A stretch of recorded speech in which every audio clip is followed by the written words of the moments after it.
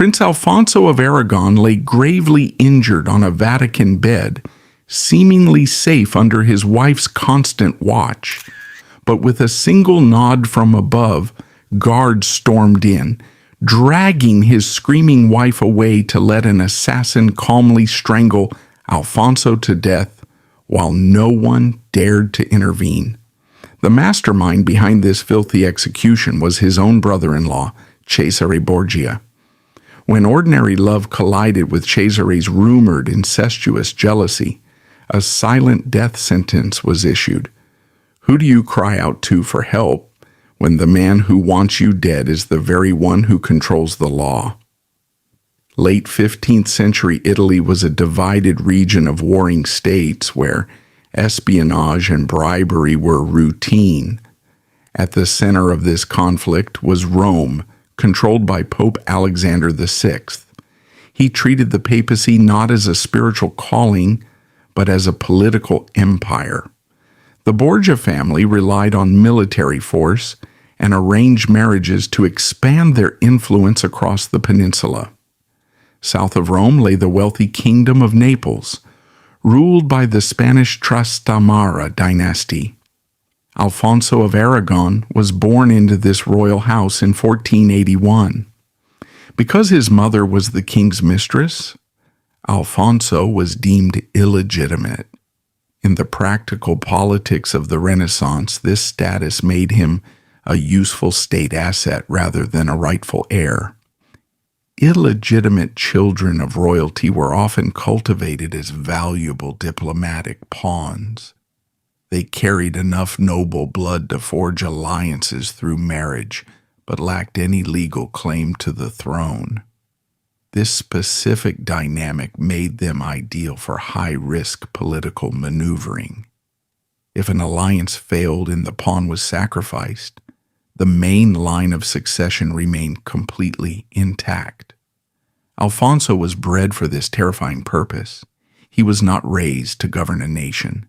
He was raised to be traded on the geopolitical market. He received a rigorous humanist education in the vibrant, wealthy courts of Naples, under the strict tutelage of esteemed Renaissance scholars like Giuliano Maio and the blind poet Raffaele Brandolini. He mastered history, classical literature, and the arts. The Neapolitan royal family gifted him impressive but ultimately hollow titles, officially naming him the Duke of Bisceglie and the Prince of Salerno.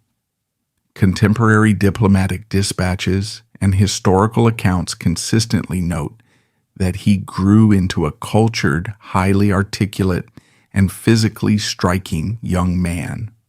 The diplomatic weapon was fully polished and ready to be deployed by his family whenever a crisis demanded human collateral. The catalyst for Alfonso's deployment arrived in 1494 in the form of a massive geopolitical crisis. King Charles VIII of France marched a colossal, heavily armed military force across the Alps and into Italy. His objective was the total conquest of the wealthy kingdom of Naples. The Papal States lay geographically trapped right in the middle of this impending warpath. Pope Alexander VI was caught in a vice, facing immense security pressures and the very real threat of a French invasion of Rome itself. The Pope desperately needed a military buffer. He required a hardline, physical alliance with Naples to stall the French military advance. The price for this alliance was human collateral. King Frederick IV of Naples, Alfonso's uncle, was forced to offer up his 17-year-old nephew to secure the Pope's military support. The buyer in this transaction was Alexander VI, who required a prestigious husband for his cherished 18-year-old daughter, Lucrezia Borgia. This arrangement was entirely devoid of romance. It was a cold, calculated security pact drafted by men facing the immediate threat of war. On the 21st of July, 1498, Alfonso was ushered into Rome under a strict veil of secrecy. The wedding ceremony took place behind closed doors within the Vatican walls, functioning as a private transaction between two sovereign powers rather than a public celebration. The economics of the marriage heavily reflected the high stakes of the impending conflict. Alfonso brought a substantial dowry of territories, including Salerno, Quadrata, and Bisceglie. Lucrezia brought a staggering 40,000 ducats directly from the papal treasury. But the most crucial defining clause in this marriage contract was a strict mandate of physical restriction. Alfonso was legally bound by the Pope to remain in Rome for at least a year. The reality of his situation was absolute. He was stripped of his Neapolitan guards and isolated from his family network. Under the acceptable guise of a royal marriage, the 17-year-old boy was officially a hostage. He was a living, breathing insurance policy, confined strictly to the Vatican to guarantee that the Kingdom of Naples would not betray the Pope during the French crisis. In the rigid diplomatic framework of the Italian Renaissance, state marriages functioned strictly as political tools. Royal spouses were expected to produce legitimate heirs to solidify treaties and maintain their separate political allegiances. They were not expected to form genuine emotional bonds. However, within the papal apartments, a dangerous variable entered the Borgia equation. Alfonso of Aragon and Lucrezia Borgia formed a genuine attachment. Lucrezia had already been utilized as a brutal political tool by Pope Alexander VI and her brother Cesare Borgia. Her first marriage to Giovanni Sforza, the Lord of Pesaro, had been annulled in a highly public, humiliating spectacle. When the Sforza alliance lost its political utility, the Pope simply dissolved the union by declaring it unconsummated and branding Sforza impotent. Sforza narrowly escaped Rome with his life, leaving Lucrezia subjected to relentless public gossip regarding her virtue and her family's absolute lack of morality. Lucrezia found absolute solace in Alfonso. Historical accounts from diplomats residing in Rome noted Alfonso's striking physical appearance, but his appeal extended beyond his youth. He had been raised in the humanist courts of Naples, surrounded by scholars and poets. He was completely removed from the venomous backstabbing environment of the Roman curia. He brought a genuine warmth and an uncalculated sincerity that pierced the paranoid atmosphere of the Borgia court. Their bond deepened rapidly, defying the cold expectations of their arranged union. They spent their days together, actively avoiding the intense political maneuvering of the Pope's inner circle. In November 1499, this connection culminated in the birth of a baby boy. They named him Rodrigo of Aragon, a highly political choice meant to honor and placate the Pope. This genuine relationship was the most dangerous development that could have occurred for Alfonso. In the Borgia household, affection was not a private emotion. It was a weaponized currency. Lucrezia's loyalty was designed by her father and brother to belong exclusively to the family enterprise. She was expected to act as a compliant asset, willing to pivot her allegiances the moment papal policy shifted. By capturing Lucrezia's primary loyalty, Alfonso accidentally severed the psychological strings her family used to control her. Lucrezia began to prioritize the safety of her Neapolitan husband over the ambitions of her Spanish family. This systemic glitch enraged Cesare Borgia. Cesare was a man of terrifying ambition and extreme possessiveness over his sister. He viewed Lucrezia as an exclusive, high-value asset of the Borgia syndicate. He dictated who she saw, where she traveled, and how she was deployed politically. Alfonso's presence was no longer a minor political inconvenience or a temporary hostage situation. By commanding Lucrezia's allegiance, Alfonso had inadvertently transformed himself into an intolerable internal rival. He had breached the psychological perimeter of the Borgia family. For a man as relentlessly controlling as Cesare, this emotional theft was a direct threat to his absolute authority. While the domestic tension within the Vatican escalated, the geopolitical winds of Europe violently shifted, sealing Alfonso's fate. King Charles VIII of France died unexpectedly. He was succeeded by his cousin Louis XII. The new French king possessed an even more aggressive hunger for Italian territory.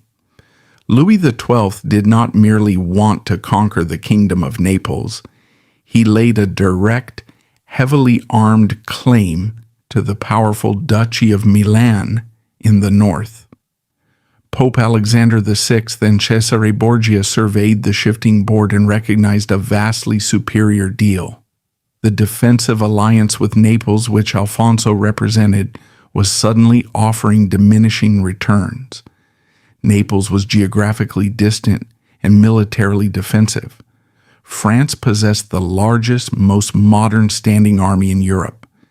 Cesare Borgia executed an unprecedented maneuver to align the papacy with the French crown. He became the first person in history to officially resign from the College of Cardinals. He discarded his holy robes, traveled to the French court, and struck a highly lucrative bargain with King Louis XII. The terms were absolute.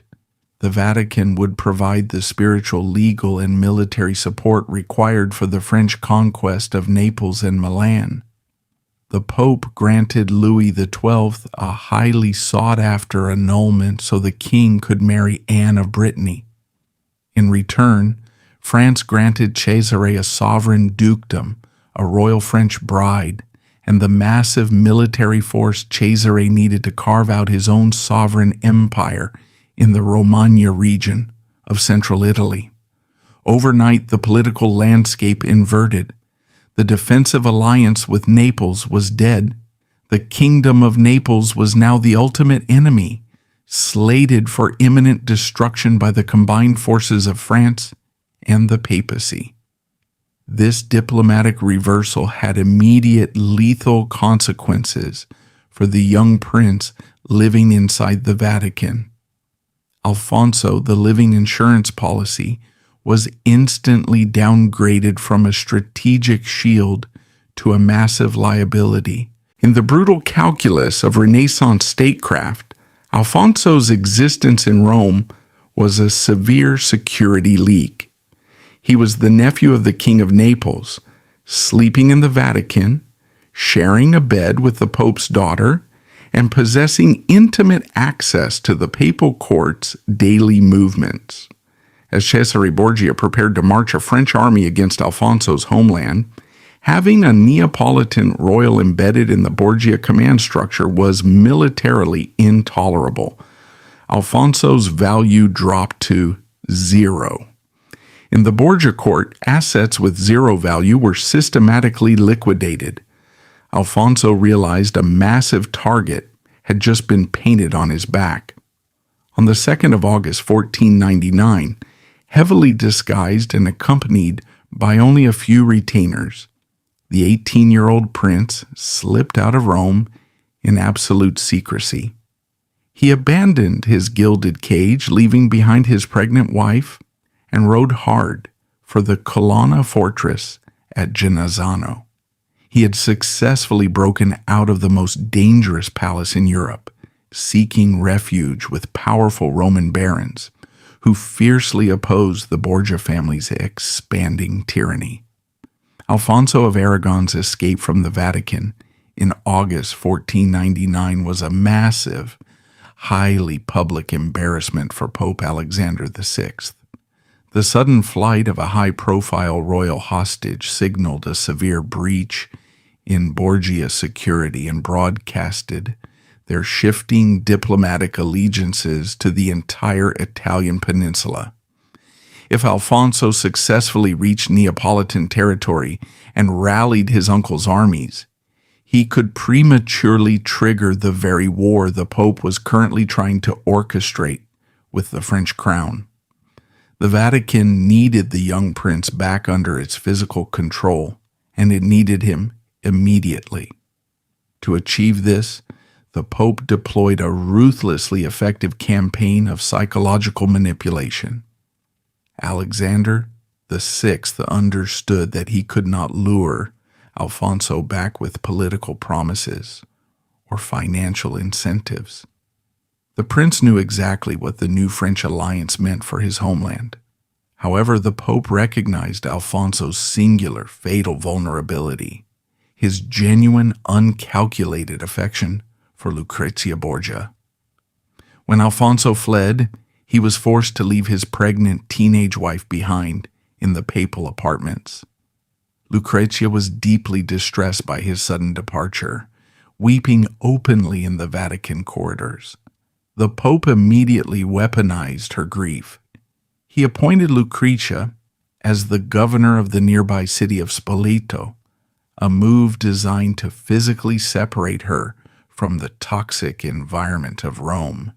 But he simultaneously dictated that she write a series of frantic, emotional letters to her estranged husband. These letters, heavily dictated by the Pope's political demands, begged Alfonso to return. They detailed her profound heartbreak, her anxiety regarding her pregnancy, and the heavy emotional toll of his absence.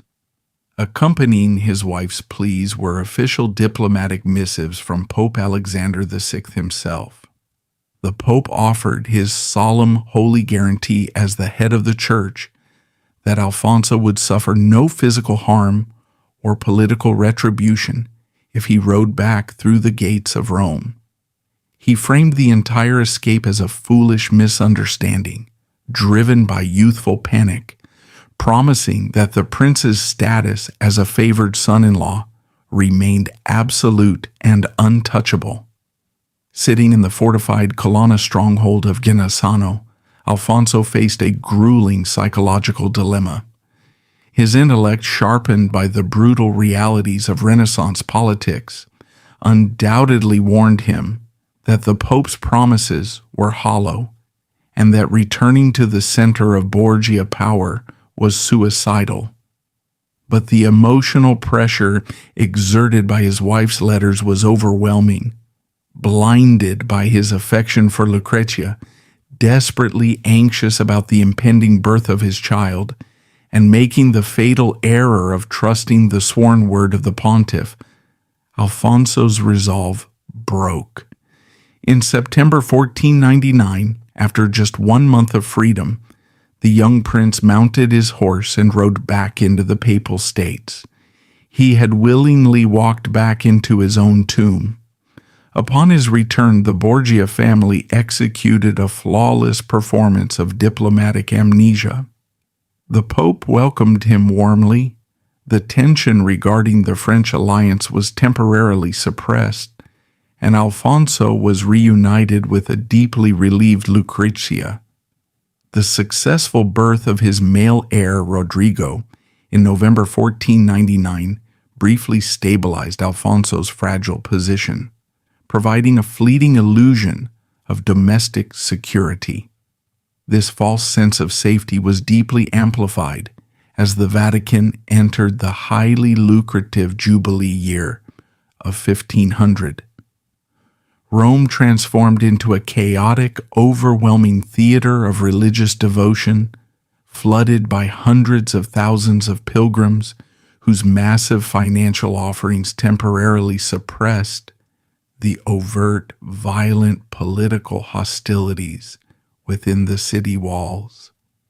Furthermore, Cesare Borgia, the primary architect of Alfonso's obsolescence, was physically absent from Rome for several months. Heavily funded by the French crown, Cesare was currently leading a brutal, highly successful military campaign across the Romagna, violently carving out his new dukedom. With Cesare occupied on the battlefield and the Pope immersed in the financial windfall of the Jubilee, a dangerous illusion of domestic peace settled over the papal apartments. Alfonso allowed himself to believe that his new role as a father, combined with the sacred public spectacle of the Jubilee, had permanently cemented his safety. He tragically misinterpreted this temporary administrative pause as a genuine political fluctuation, leading him to move freely around the city, attending Mass and participating in the grand Jubilee processions without a heavy military escort. This false sense of security was precisely what the Borgia machine required to execute a clean assassination. The political calculus had not changed. The French army was still mobilizing for the invasion of Naples, and Alfonso remained an intolerable security risk. By the summer of 1500, Cesare Borgia returned to Rome in absolute triumph, hailed as a conquering military commander. His presence instantly poisoned the atmosphere of the Vatican. He brought with him a cadre of hardened, utterly ruthless mercenaries and assassins who answered exclusively to him. The quiet domestic peace Alfonso had enjoyed for the past 9 months evaporated instantly. The execution order was silently issued. The evening of the 15th of July, 1500, was oppressively hot in Rome. Alfonso, acting with the casual confidence of a man who believed the Pope's guarantees, had just finished having supper with his father-in-law, Alexander VI, and his wife within the papal apartments. As dust settled over the city, the 19-year-old prince exited the Vatican palace and began to walk across the expansive piazza in front of Old St. Peter's Basilica. He was accompanied by only a few personal attendants and a single mounted guard. In the deeply religious context of the era, the steps of St. Peter's were universally considered the safest, most sacred geographical location in the entire Christian world. It was a space heavily protected by both papal guards and the overwhelming psychological weight of religious sanctity. As Alfonso descended the wide marble steps, the shadows of the basilica suddenly fractured. A highly organized gang of hired assassins, their faces concealed by heavy cloaks, lunged from the darkness of the surrounding porticos. This was not a robbery or a random act of street violence. It was a targeted military-style ambush. The attackers did not attempt to capture him. They drew heavy, broad-bladed swords and rushed the prince with the sole objective of hacking him to death on the stones. The sheer ferocity of the initial assault was overwhelming. The assassins specifically targeted Alfonso's head, aiming for a rapid, lethal blow. When the prince reflexively raised his arms to protect his skull, the blades cleaved into his flesh, inflicting massive, deep lacerations across his shoulders and forearms. Recognizing that he was wearing protective armor beneath his fine silk doublet, the attackers shifted their strikes downward, heavily slashing his unprotected thighs to cripple his movement and bring him to the ground. Alfonso was bleeding profusely from multiple catastrophic wounds, his clothes soaked in blood, but his youth and rigorous physical training kept him alive. Driven by the raw, animal desperation of a man fighting for his life, he fought back against the blades. His small retinue of guards, recovering from the initial shock of the ambush, drew their own weapons and threw themselves violently into the melee. They managed to form a desperate physical barricade between the bleeding prince and the assassins. The ensuing clash of steel and the frantic shouts echoing across the Holy Square finally drew the attention of the Vatican garrison. Realizing that the element of surprise was lost and that the papal guard was actively mobilizing, the assassins abruptly broke off the attack. They scattered into the dark, labyrinthine streets of Rome, leaving Alfonso collapsed on the steps, critically wounded but still breathing. The immediate aftermath of the ambush was pure chaos. Alfonso's terrified guards lifted his bleeding, semi-conscious body and dragged him frantically through the massive bronze doors of the Vatican palace. They bypassed the standard medical wards, seeking the absolute geographical center of the fortress. They carried the prince deep into the interior, depositing him in a highly secure vaulted room within the Borgia Tower, directly adjacent to the Pope's private chambers. The sheer audacity of the attack sent an immediate, chilling shockwave across the diplomatic channels of Europe. Spilling royal blood on the holiest steps of Christendom, right outside the Pope's window, was a massive statement of power. It proved definitively that Cesare Borgia's authority within Rome was absolute, completely superseding both human law and divine sanctuary. He had demonstrated to the entire continent that no one, not even a royal prince married to the Pope's own daughter, was safe from his military reach. As Alfonso lay bleeding on a bed in the Borgia Tower, the terrifying reality of his situation crystallized. He had survived the physical ambush, but he had been dragged directly into the heart of the machine that ordered his death. He was trapped in a stone room surrounded by his executioners. The physical assault on the steps was over, but the psychological torture of his final days was just beginning. Alfonso of Aragon was immediately moved into a vaulted chamber within the Borgia Tower, a heavily fortified section of the papal palace. What should have functioned as a sterile medical suite for a recovering prince was instantly transformed into a paranoid, heavily barricaded bunker. The physical sword strikes had failed to kill him on the basilica steps, but the political reality of his location dictated that the assassination attempt was far from over. He was bleeding profusely from deep lacerations to his head, arms, and thighs, trapped entirely within the territorial stronghold of the very men who had just ordered his execution. Lucrezia Borgia rushed to her husband's side the moment the bleeding prince was carried through the heavy oak doors. She was fully aware of the political mechanics of her family and possessed zero illusions regarding the identity of the architects behind the ambush. The sheer scale and brazen nature of an attack in St. Peter's Square meant it could only have been authorized by her brother, Cesare Borgia, with the tacit, complicit silence of her father, Pope Alexander VI. Recognizing that her husband was surrounded by enemies disguised as papal servants, Lucrezia formed an immediate, desperate alliance with her sister-in-law, Sanchia of Aragon. Sanchia was a highly strategic ally in this crisis.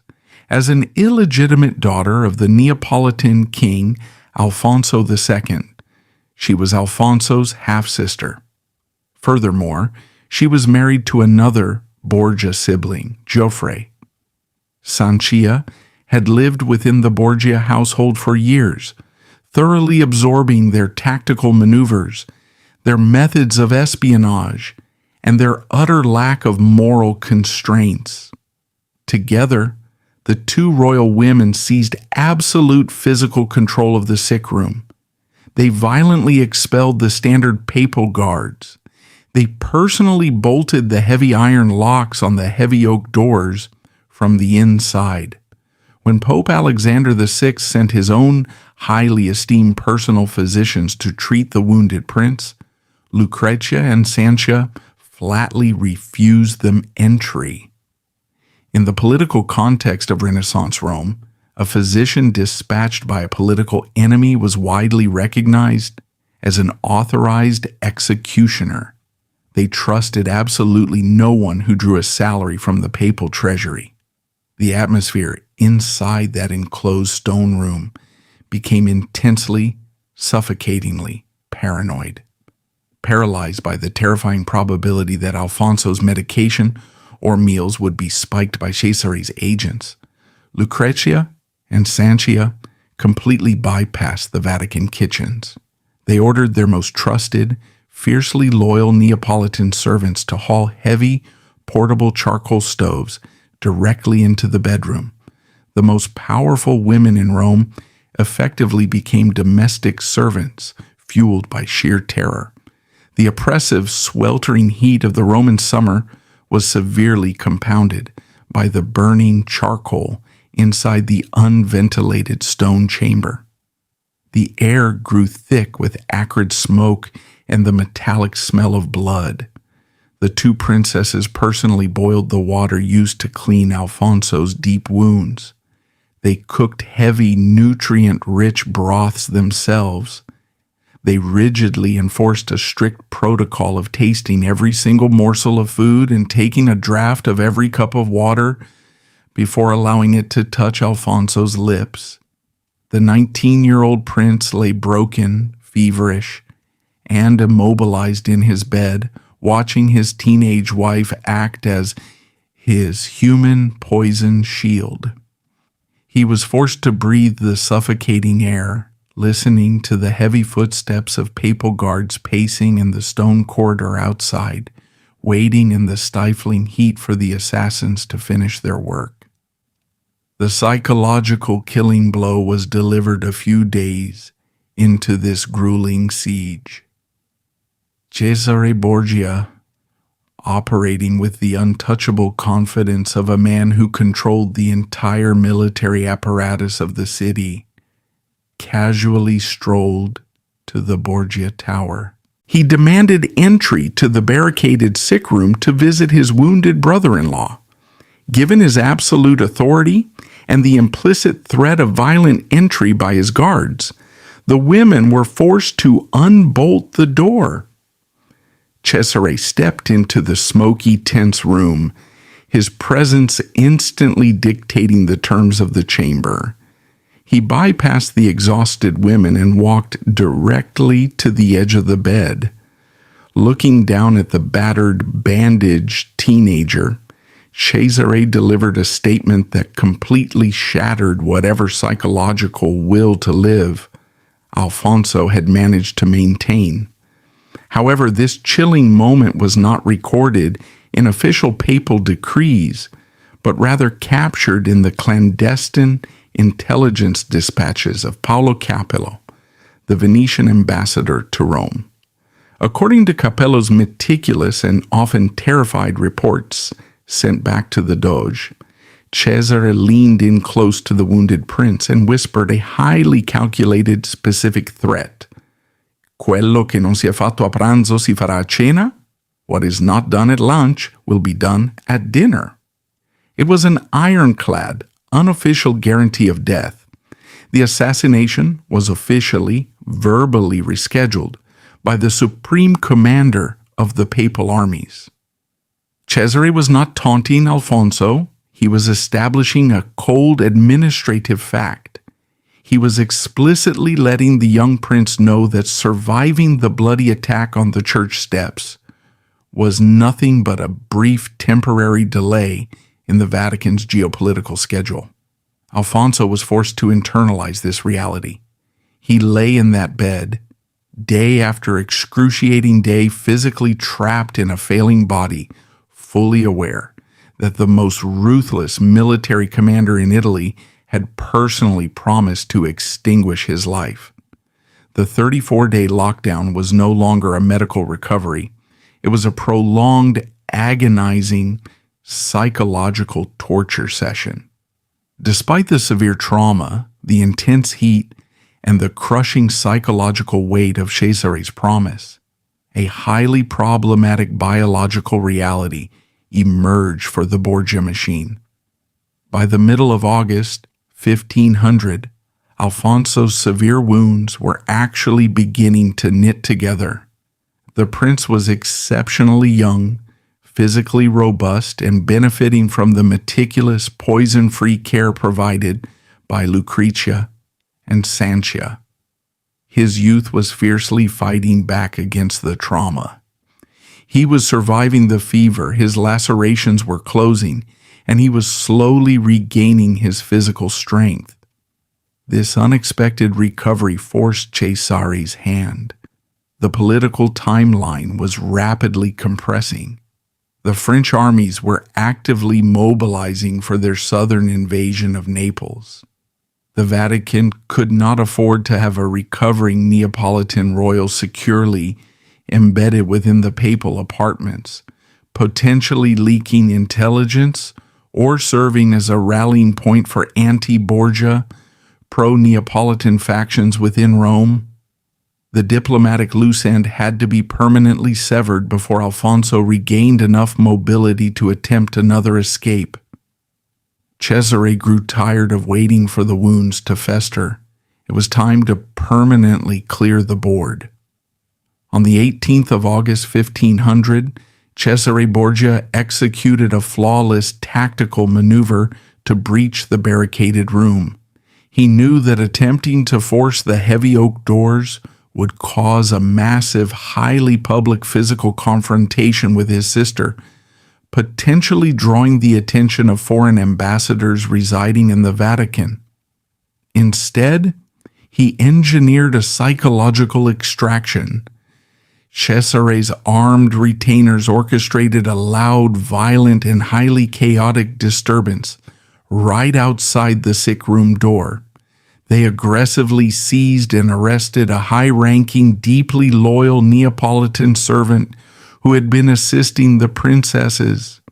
The violent shouting, the clashing of armor, and the sounds of a struggle echoed violently through the stone corridors. The noise achieved its exact manipulative purpose. Lucrezia and Sanchia, exhausted, running on sheer adrenaline, and desperate to stop what they perceived as a terrible injustice against one of their few remaining allies, made a fatal tactical error. They unbolted the heavy iron locks and rushed out into the corridor to confront the armed guards and demand the servant's release. The exact moment the two royal women crossed the threshold, stepping away from the bed, the massive wooden doors were violently slammed shut behind them. The heavy iron bolts were immediately thrown into place, locking the women entirely out of the sick room. Inside the suddenly silent, isolated room, the primary architect of the execution stepped from the shadows. Michelotto Corella, Cesare Borgia's most feared, efficient, and ruthless personal assassin, had been slipped into the chamber during the orchestrated chaos. Michelotto was a professional killer, a man who executed the state's darkest orders with zero hesitation and absolute precision. There was no grand theatrical speech. There was no drawn sword. Cesare Borgia did not want the scandalous, highly visible mess of arterial blood splashed across the fine carpets and stone floors of the papal apartments. The first attack had been a public display of force. The final execution was designed to be a sterile, bureaucratic erasure. Michelotto approached the bedridden, entirely weaponless prince with a simple, brutal tool favored for silent assassinations, a garrote, a thick reinforced strangulation cord.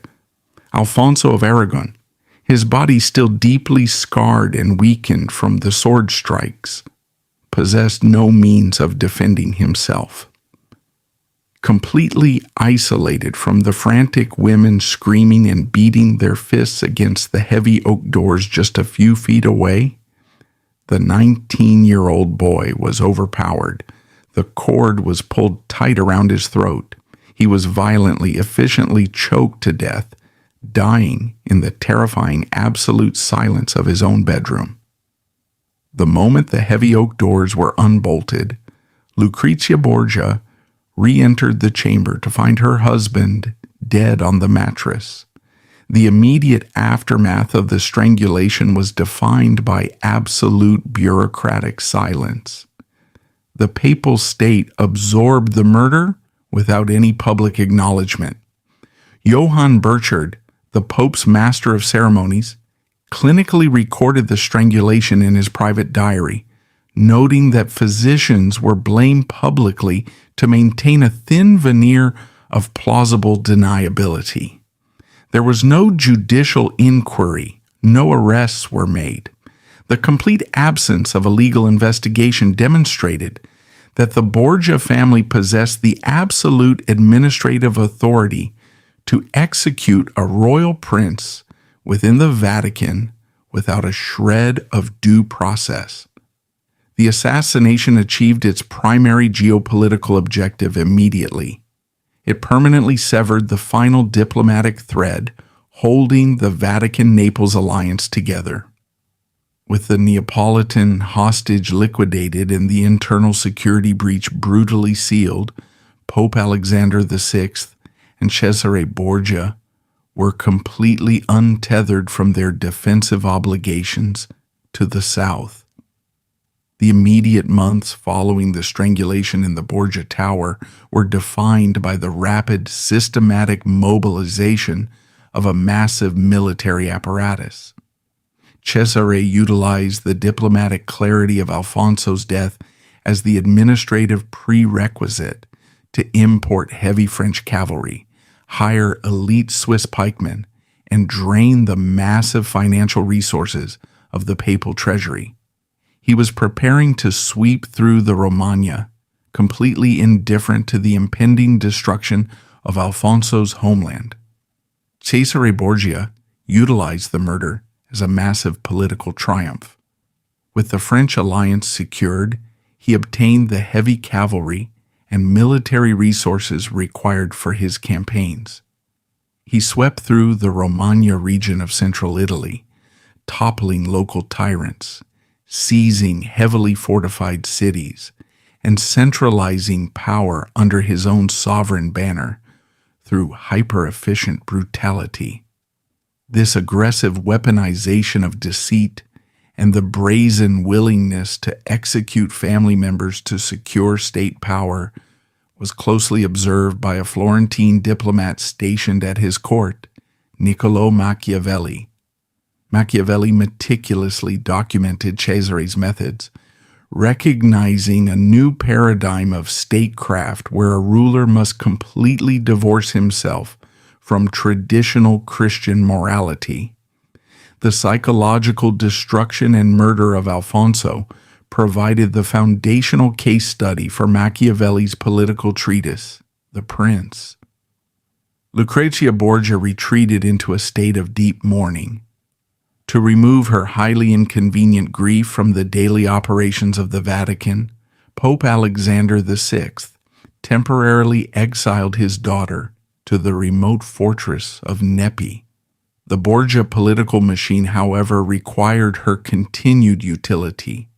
Just over a year later, she was coerced by her father and brother to abandon her mourning and accept a new, highly strategic marriage to Alfonso I d'Este, the powerful Duke of Ferrara, to secure a northern military border for Cesare's expanding empire. The d'Este family demanded she sever all ties to her past. She was forced to abandon her infant son, Rodrigo of Aragon, leaving him behind in Rome. Rodrigo was later moved to the southern city of Bari, where he died of a sudden illness at the age of 12. The trauma of the murder and the forced separation from her son forced Lucrezia to adopt a highly pragmatic survival strategy, completely suppressing her vulnerabilities to outlive her family's eventual collapse. While Cesare Borgia prepared to march north, the fate of Alfonso's homeland was being decided in absolute secrecy by the major superpowers of Europe.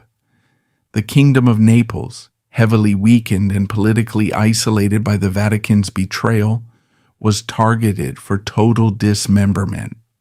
The instrument of this destruction was the secret Treaty of Granada, signed in November 1500, just 3 months after Alfonso's murder.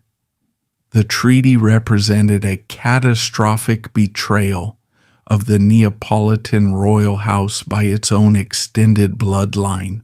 King Louis XII of France conspired directly with King Ferdinand II of Aragon, the powerful monarch of Spain. Ferdinand was the head of the broader Trastamara dynasty. He was Alfonso's cousin, ignoring familial ties entirely in favor of territorial expansion.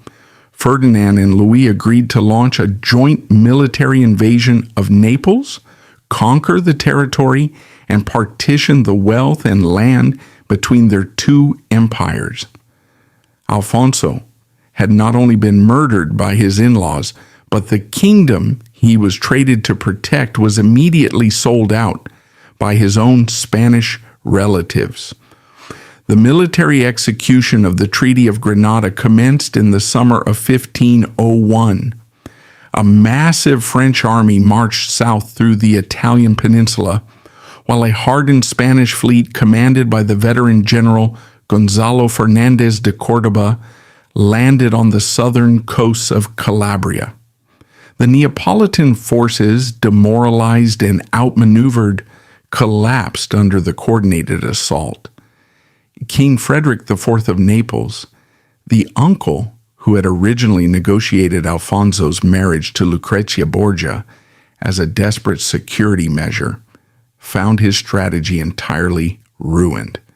Recognizing the absolute futility of his military position, Frederick surrendered to the French forces in August 1501. He was stripped of his crown, exiled to France, and granted a minor pension, living the remainder of his life in political irrelevance. The independent Kingdom of Naples was permanently erased from the map, its territories violently absorbed into the expanding administrative borders of the French and Spanish empires. Within Rome, the administrative handling of Alfonso's assassination required a highly coordinated campaign of information suppression. Pope Alexander VI recognized that publicly acknowledging the extrajudicial murder of a royal prince by the commander of the papal armies would severely damage the Vatican's diplomatic standing with remaining neutral territories. The papacy utilized its absolute authority over the city to enforce a strict official silence. No papal bulls were issued regarding the death. No official period of public mourning was permitted. The Vatican's official diplomatic communications vaguely attributed the prince's death to a sudden relapse of the severe wounds he had sustained during the initial ambush on the steps of St. Peter's Basilica. However, the reality of the assassination was heavily documented by the foreign diplomatic corps stationed in Rome. Ambassadors representing the Republic of Venice, the Republic of Florence, and the Duchy of Milan operated highly efficient intelligence networks within the papal court. They dispatched coded letters to their respective governments, explicitly detailing the 34-day siege, the use of Michelotto Corella, and the mechanics of the strangulation. The most clinical, unvarnished record of the event was produced internally by Johann Burchard, the papal master of ceremonies. Burchard was a meticulous, highly pragmatic bureaucrat responsible for recording the daily operations of the Vatican.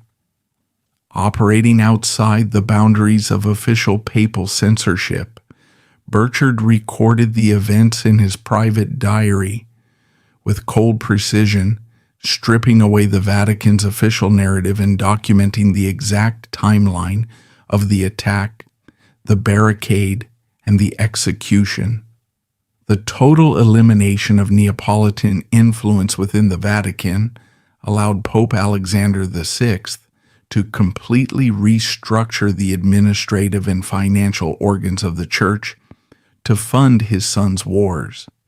Without the necessity of appeasing a Neapolitan faction, the Pope aggressively expanded the College of Cardinals. He initiated a highly lucrative practice of creating new cardinals and selling these powerful church offices to wealthy Spanish loyalists and wealthy Italian administrators. The massive influx of capital generated from the sale of these positions was immediately funneled directly into Cesare Borgia's military treasury. This capital financed the artillery, the siege engines, and the mercenary contracts that allowed Cesare to conquer cities like Pesaro, Rimini, and Faenza. The strangulation of a 19-year-old boy in a locked room was the crucial linchpin in a massive chain of geopolitical events. It removed the final internal obstacle to a Franco-Papal alliance, triggered the military destruction of a sovereign kingdom, and facilitated the rise of the most feared military commander on the Italian peninsula. The Borgia administration demonstrated that strategic assassination, when combined with absolute control over state resources and diplomatic narratives, is a highly effective tool for empire building. The history of the Italian wars in the early 16th century was heavily dictated by the brutal pragmatism that governed the papal apartments during the summer of 1500. The physical elimination of Alfonso of Aragon and the subsequent military destruction of the Kingdom of Naples represented the absolute zenith of Borgia power. By 1502, Pope Alexander VI and Cesare Borgia possessed complete control over the papal administration. A massive war chest funded by the systematic sale of church offices and an expanding, highly lethal sovereign empire in the Romagna. The secondary individuals who had been trapped within the Borgia Tower during that suffocating 34-day siege experienced fates entirely dictated by the shifting geopolitical winds. Sanchi of Aragon, who had fiercely defied the supreme commander of the papal armies by barricading the sick room, was officially designated as a hostile political entity the moment her half-brother stopped breathing. Pope Alexander VI ordered her immediate arrest, stripping her of her royal titles and imprisoning her within the subterranean, damp cells of the Castel Sant'Angelo. She remained a silenced political hostage until the Borgia Empire collapsed, eventually returning to a devastated foreign-occupied Naples, where she died in obscurity in 1506 at the age of 28. In stark contrast, the executioner, Michelato Corella, experienced a massive initial surge in military authority, pacifying conquered populations across the Romagna with the exact same cold, administrative precision he had utilized on the prince. Yet his political survival was fatally tethered to his masters. The seemingly invincible Borgia machine was fundamentally fragile, built entirely upon the lifespan of a single aging pontiff.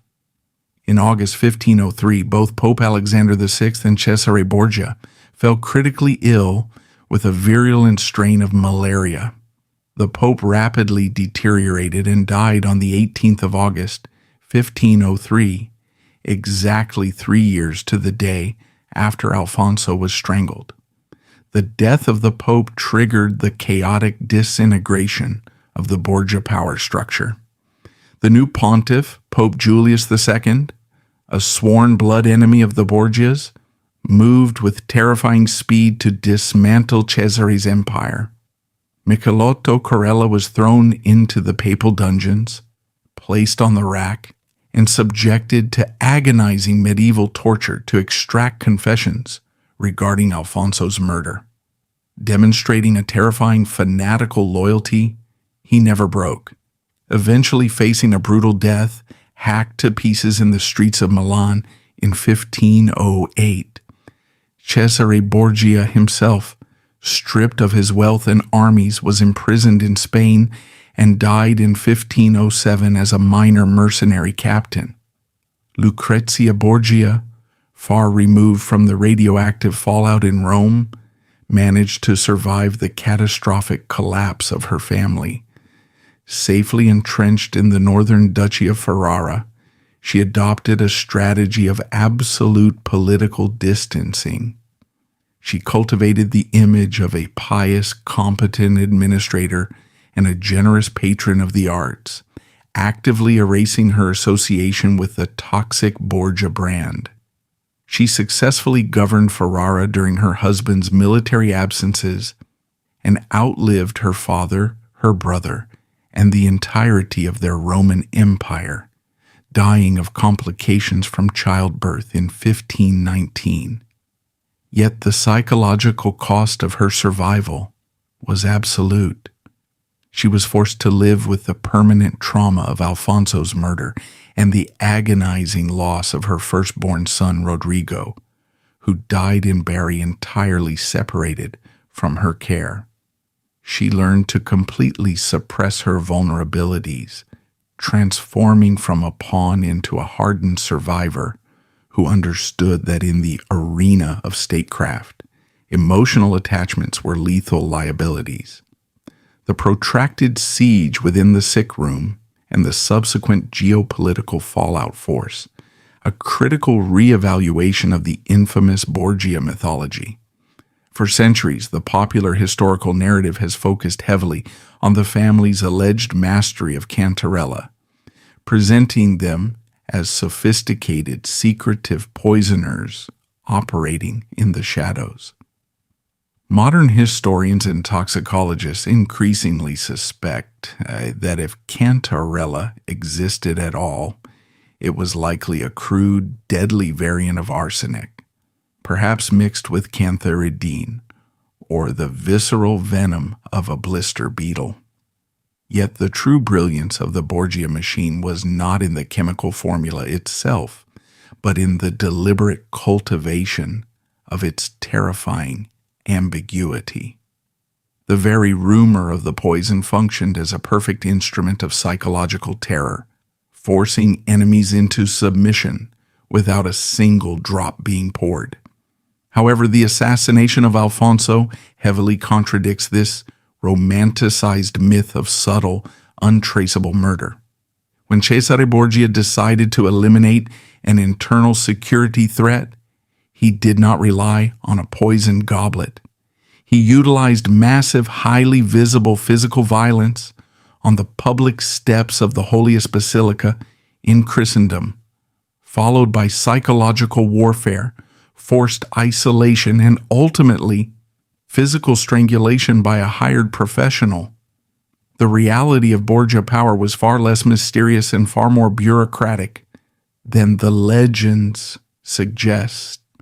They ruled through raw, overwhelming military force, aggressive institutional corruption, and the brazen willingness to physically execute their political enemies to secure state objectives. Alfonso of Aragon was the ultimate victim of this merciless corporate structure. His death solidified the borders of a new international military alliance, temporarily enriched the most dangerous family in Europe, and provided the historical blueprint for modern, autocratic rule. The blood of the Prince of Salerno was simply the required capital to fund the ambitions of Rome, proving definitively that in the highest echelons of absolute power, human beings are treated strictly as disposable assets, and survival belongs entirely to those possessing the ruthlessness to pull the cord. Over 5 centuries later, the brutal reality of Alfonso's life has been extensively resurrected by the global entertainment industry. However, his most significant film legacy is not as the subject of a standalone biographical triumph. On the screen, Alfonso of Aragon functions as the ultimate tragic catalyst. His assassination is consistently utilized by filmmakers as the definitive turning point in the Borgia narrative, the exact irrevocable moment Cesare transitions into an irredeemable monster, and Lucretia is permanently stripped of her innocence. This dynamic is most visibly exploited in Showtime's widely broadcast television series, The Borgias, 2011 to 2013. Portrayed by British actor Sebastian de Souza, this iteration presents Alfonso through a highly romanticized, almost fragile lens. He is depicted as an innocent, deeply affectionate youth utterly paralyzed by the ruthless machinery of his in-laws. The series deliberately maximizes the emotional contrast between his pure intentions and Cesare's cold-blooded ambition. While this portrayal significantly bends historical and geopolitical realities to maximize television drama, it successfully cemented Alfonso in the public consciousness as the tragic boy prince trapped in a den of wolves. A much more clinical, politically grounded interpretation is found in the European production Borgia, 2011 to 2014, created by Canal+. Spanish actor Alejandro Albarracin delivers a highly nuanced performance that systematically strips away the sentimentality. In this version, Alfonso is not merely a passive victim.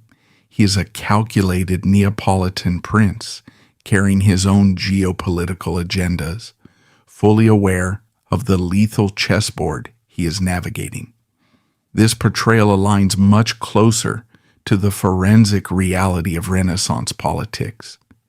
It acknowledges that Alfonso was a trained diplomatic operative who simply found himself outmaneuvered and ultimately liquidated by a superior military faction. The most brutal and direct cinematic execution of his narrative occurs in the Spanish feature film Los Borgia, 2006. Italian actor Giorgio Marchesi portrays Alfonso in a narrative that treats his marriage strictly as a blood contract. The film leaves zero room for romanticized tears or flowery melodrama. The depiction of his assassination is handled with sharp, violent brevity, serving as a harsh, cinematic indictment of Pope Alexander VI's unrestrained greed. It reflects the absolute reality of his historical existence. When a political alliance is voided, the human collateral is immediately disposed of.